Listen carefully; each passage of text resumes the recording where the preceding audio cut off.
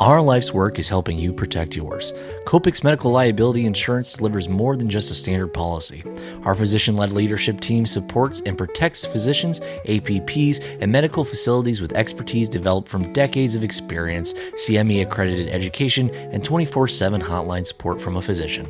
COPIC.com. We're Copic, here for the humans of healthcare, here for you. So I would say this, in combination with the national shortage of primary care as a whole, as well as shortages in many specialties, has really led to urgent care truly becoming this front door to healthcare for many Americans.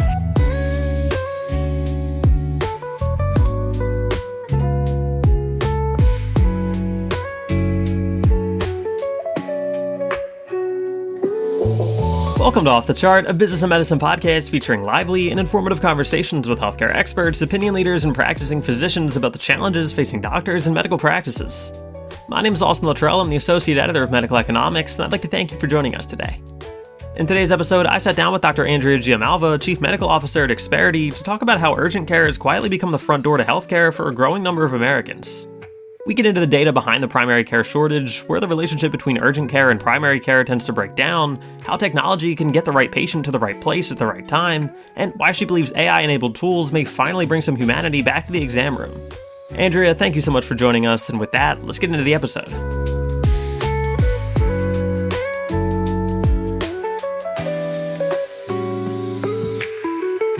Andrea Giamalva, thank you so much for joining me today. Yeah, great to be here. Before we get started, could you take a moment and introduce yourself and Experity Health?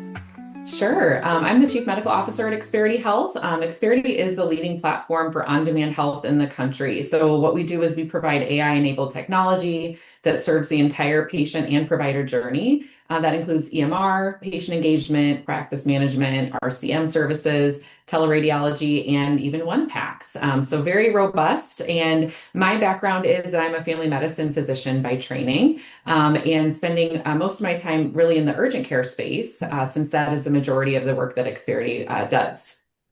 Great.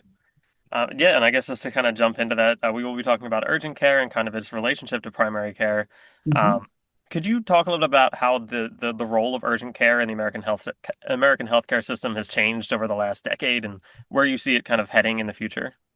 Yeah, I'll actually start a little further back. So urgent care really started kind of in the 1970s, but was formalized and more kind of standardized in the industry from the 1990s to the 2000s. So not a young industry per se, but also not an old industry. So needless to say, though, it has proven to be one of the most innovative in its time. So mostly starting with emergency medicine physicians, it did pivot to a more broad spectrum of training over time. So now we see a lot more family medicine, internal medicine, pediatrics, as far as kind of the training pathway leading into the urgent care space. So I would say this, in combination with the national shortage of primary care as a whole, as well as shortages in many specialties, has really led to urgent care truly becoming this front door to healthcare for many Americans. And so that means that patients are presenting for more than maybe just a cough or a cold, or a scrape or a cut.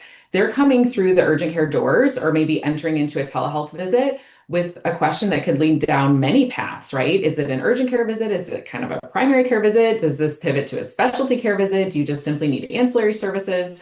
So really, that is kind of the crux of what the changes that we're seeing. But in addition, many clinics are now changing their offerings to things like employer paid services, maybe even per member per month models, where they are kind of an open door to employers that have chosen to pay a set fee, and their employees can just present to those doors at any point in time for whatever they might need. And also some considerations for other adjacencies like weight loss therapy, hormone therapy, mental health services. So it's really no longer just the kind of cough and cold clinics. They're multi-channel, digital front door access, come with your care needs, and we'll find the right path forward for you. That's really what the face of these clinics is today. Great. And I mean, you kind of touched on it there with obviously the clinician shortages and all aspects of healthcare. How much of that growth in urgent care do you think reflects a genuine consumer preference for convenience versus just patients who, can't get in to see a primary care doc? Yeah, I mean, without like a direct to consumer survey per se, I think the best way to answer this is really just look at the market data we have. And so there is clearly a generational shift happening in patients choosing a PCP or not. So the percentage of patients that do not have a PCP is definitely increasing generationally. So what we see is around 10% of baby boomers don't have a PCP. So that leaves, 90% do. Then we pivot to Gen X, and it's reaching about 20% that don't have a PCP. By the time you get to millennials, it's around 30%. And really have a really strong preference for what we would consider what we call retail clinics, which can be, that urgent care experience. And then finally, you get to Gen Z, and the data is showing nearly 40% don't have a PCP. So they are choosing to not have a PCP, or to your point, simply don't have access. Because the access piece is the other market data that we know and understand, which is that some studies estimate that shortages anywhere from 20,000 all the way to 80,000 primary care providers will be evident by 2037. So we're like 10, 11 years away from a major national shortage, and we're feeling the pain of that already. Furthermore, there's just healthcare deserts across the country. And interestingly, these are the areas where there is an increased presence of urgent care. So a healthcare desert from primary care perspective might be the kind of ideal location where an urgent care will pop up and meet the needs of those patients. Now pivot to what is the patient kind of demand and expectation? Well, we're living in what we'll call the Amazon, Uber, DoorDash world, right? This has kind of been created for us as a culture. And it's maybe the first time that healthcare is actually stepping up to the demands of the culture. And so what that looks like is recognizing the patient demand for convenience and access. And so stepping up and being that kind of Amazon, Uber, DoorDash experience, but still providing excellent quality care. And ultimately, insurance plans do vary from a cost comparison perspective, but there's no question that urgent care is way more cost effective than an emergency room visit. And so when it comes to should I go to the emergency room versus urgent care, the cost comparison is a no-brainer. And unfortunately, it's very hard for the primary care world to respond to this on-demand expectation, just simply because of the pressures that primary care faces. Like I mentioned, I'm a family medicine physician. I spent 11 years managing a panel of nearly 3,000 patients. I completely understand the pressures that primary care is facing and the difficulty to get those needs met day in and day out. Great. And that's a really interesting point. I mean, I really think it's a cultural shift there, looking for that more Mhm. convenience. That's an interesting angle. Yeah. Um, I want to talk about how primary care and urgent care can work together and kind of that relationship there. How do you see that relationship and primary care, urgent care functioning together in a well-designed healthcare system? Where does that Yeah. relationship work well versus where does it break down or kind of have hardships? Yeah, I think the most difficult area for healthcare to grasp is getting the right patient to the right place at the right time.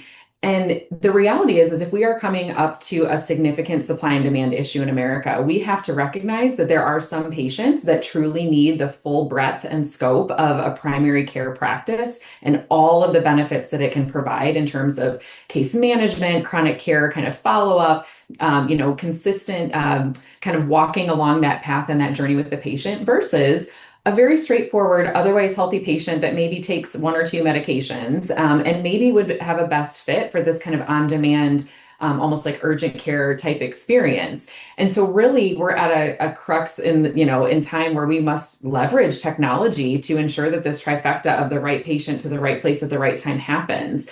And if we could make that happen, we could see where settings like primary care and urgent care can truly meet the needs of the patients and not getting, the urgent care patient in the primary care setting or the primary care patient in the urgent care setting.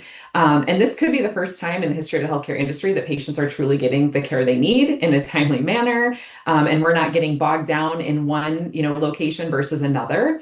But really, in the ideal state, I think primary care services can happen outside of a designated primary care office.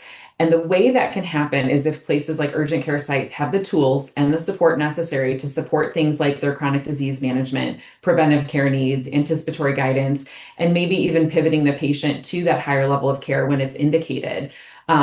That's a pretty tall order for the typical urgent care setting today. So certainly work still needs to be done for this to be done well. And it looks like kind of risk stratifying patients to where the more complex, time intensive visits should probably stand in that realm of primary care. And the more straightforward patients can be managed in the urgent care space. And that could be the answer to helping meet these demands faced by primary care today. It's really, in a lot of ways, a very unreachable target or goal with the current supply and demand constraints in the primary care setting. Great. Yeah, and I mean, we just talked about it there. I mean, obviously, primary care stretched thin, like every aspect of healthcare is stretched thin, right? But I mean, especially so in primary care. What ways could a well-run urgent care infrastructure actually reduce that burden on primary care physicians rather than maybe add to care fragmentation and, patients going one place and then coming to another? And Right. I think, the communication is key. So making sure that there is a conduit by way there is clear communication between what is happening for that patient across their entire patient journey. So keeping that patient context clear and that making sure that clarity is present to anybody that is caring for them, first and foremost. In addition, you're not wrong. Primary care physicians are stretched extremely thin. There was a study done in the last couple of years where they basically confirmed that it would take 27 hours a day for a primary care physician to actually manage the panel of patients they're expected to manage. Undoable, right? So essentially putting the right tools in the hands of the providers that are taking care of their patients. So I'd love to give more tools to primary care as well. But as we look at the urgent care space and how they can help support, it really pivots back to when that patient is front and center and in their office and exam room, how can we help close care gaps and how can we deliver the right type of care to the right type of patient? Again, not overstepping our bounds into the really, complex patients that maybe need that case management support and need that more holistic, thorough, type of approach that primary care can provide, but really being a partner along the way. Enough of this like their world, our world. It's all of our world in terms of taking care of these patients. So we talked about the kind of that cultural shift. Obviously, I like that you call it like a DoorDash type of world. Mhm. Could you talk a bit more about how patient expectations around access and convenience have changed, and what does that mean for urgent care and primary care, and kind of how they think about the patient experience? Yeah, I mean, expectations are really high. And when you pause and think about it, the stakes are way higher in healthcare. We should really be holding ourselves to an extremely high standard when it comes to the patient experience. The patient experience has opportunity to kind of make or break that final outcome for the patient as well. If they have a poor experience, if they don't trust the healthcare provider that engaged with them, if they don't trust the process, they may not follow through on the recommendations that were provided, and that may result in a poor outcome for them. And really, for the longest time, healthcare has lagged behind in terms of this patient experience. And it's a shift in healthcare in terms of how we approach the patient as well, to where we actually think of them as the customer. It's really difficult to adjust and change that mindset, however, because there is such a uniqueness and just kind of special rarity between a patient and provider, or patient and physician. And that word patient is so very unique and special to us in healthcare. But we do have to step back and recognize they're also customers. They have a choice. They can choose where they go. So how can we engage with them in a way that is exceptional and helps them have the best possible outcome? We've developed tools such as Care Agent. Care Agent is an agentic tool that kind of helps walk alongside the patient throughout their entire journey. I kind of liken it to, you place an order for a pair of shoes, and you immediately get a text message that the order's been received, or you kind of start to get the steps along the way outlined for you, or that you know the path that your shoes are on. Why can't we have the same for ourselves in healthcare? And so that's really what we've been diving into as we've been developing this tool, which is super exciting. So really following the patient along that entire journey. And then we pivot to thinking about the in-clinic experience, technology like the AI scribe technology we're developing, where we can seamlessly transform these office visits back into these true human interactions. So all while still providing, stellar documentation, appropriate patient insights and follow-up plans, but really bringing that humanness back into the equation that's been pulled away for far too long in the kind of last decade of data entry on behalf of clinical staff.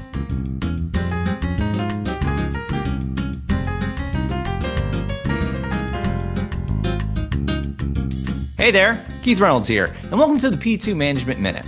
In just 60 seconds, we deliver proven, real-world tactics you can plug into your practice today, whether that means speeding up check-in, lifting staff morale, or nudging patient satisfaction north. No theory, no fluff, just the kind of guidance that fits between appointments and moves the needle before lunch. But the best ideas don't all come from our newsroom. They come from you. Got a clever workflow hack, an employee engagement win, or a lesson learned the hard way? I want to feature it. Shoot me an email at kreynolds@mjhlifesciences.com with your topic, a quick outline, or even a smartphone clip. We'll handle the rest and get your insights in front of your peers nationwide. Let's make every minute count together. Thanks for watching, and I'll see you in the next P2 Management Minute.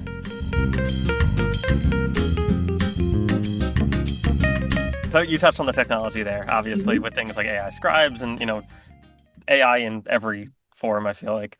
Are there operational or technical or technology-driven efficiencies that urgent care has developed out of a necessity? They're moving a lot faster, that maybe primary care practices could realistically adopt? Yeah. I mean, I think that much of the technology could easily cross over, but the difference still being kind of that supply and demand constraint in primary care. So a lot of times they're just kind of digging themselves out of a very deep hole of a lot of work and a lot of kind of administrative burden. So certainly there's tools that will start to kind of help make that a reality, I think, in the primary care space. The interesting thing is that urgent care has always had the ability to be more flexible with scheduling. They're the clinic that's ready for the patient's expectations for care in this Amazon era because they've always been this retail healthcare experience. They've always been doors wide open. Really just come as you are, come in, when you're able to. And so they've kind of had the upper hand for several decades now. And so as we think about this on-demand approach, it's really been part of the DNA of urgent care since the start. So I think an area that primary care can learn from and maybe adjust accordingly is kind of this hybrid approach that might be more realistic. So really risk stratifying the right patients to the right place at the right time. And then the care should proceed as follows. So timely, effective, kind of just right for the patient's needs is really the direction that all areas of healthcare need to go.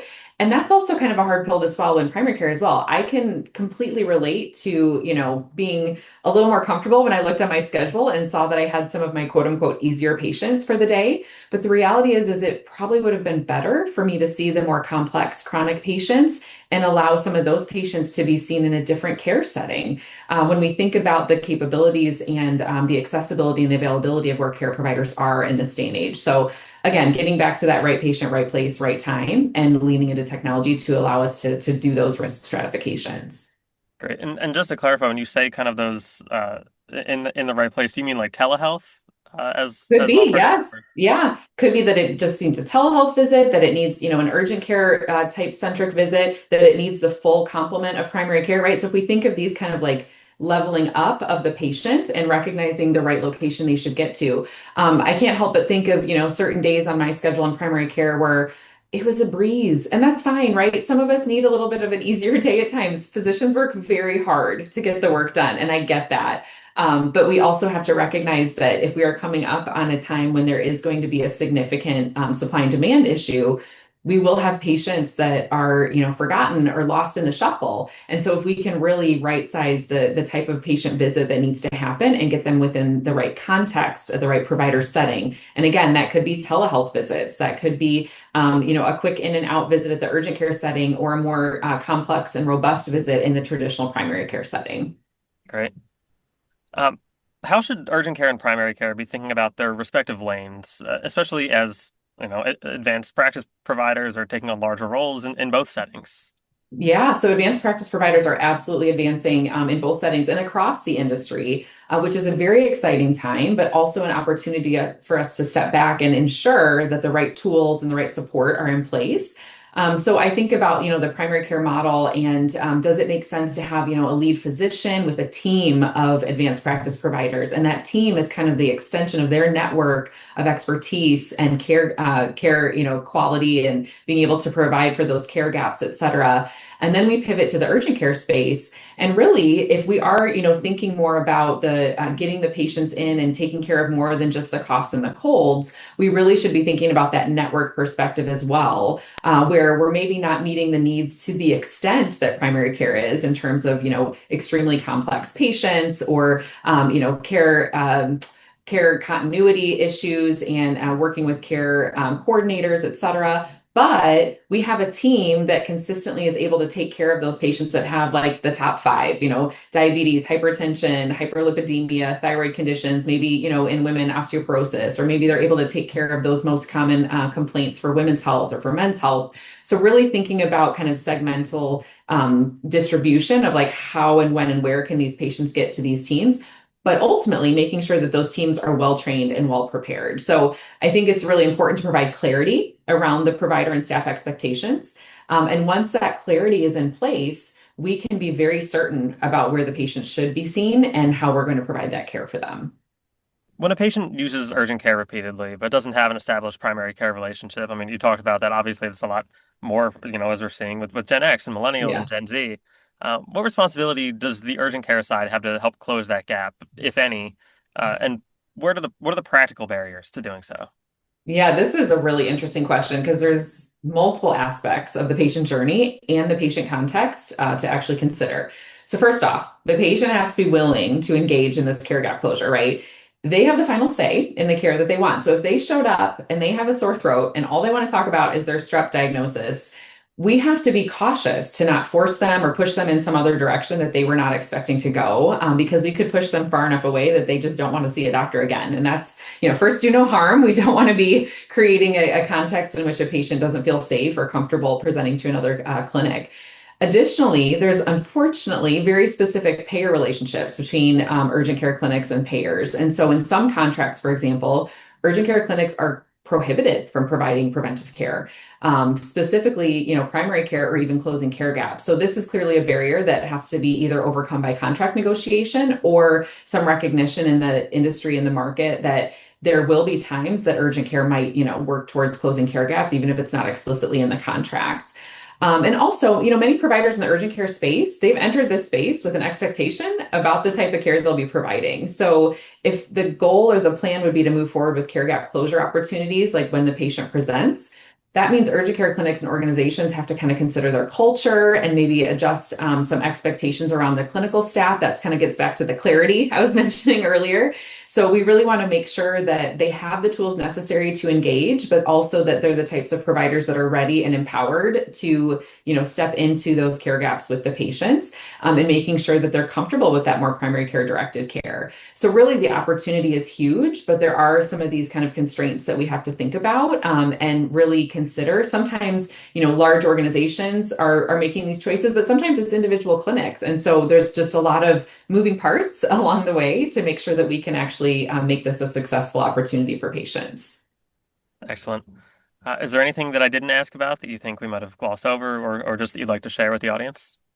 Yeah, I think just that AI-enabled technology is more than just the latest fad. I really do think that for the first time in a long time, we can actually use technology to bring humanness back into this patient-provider experience.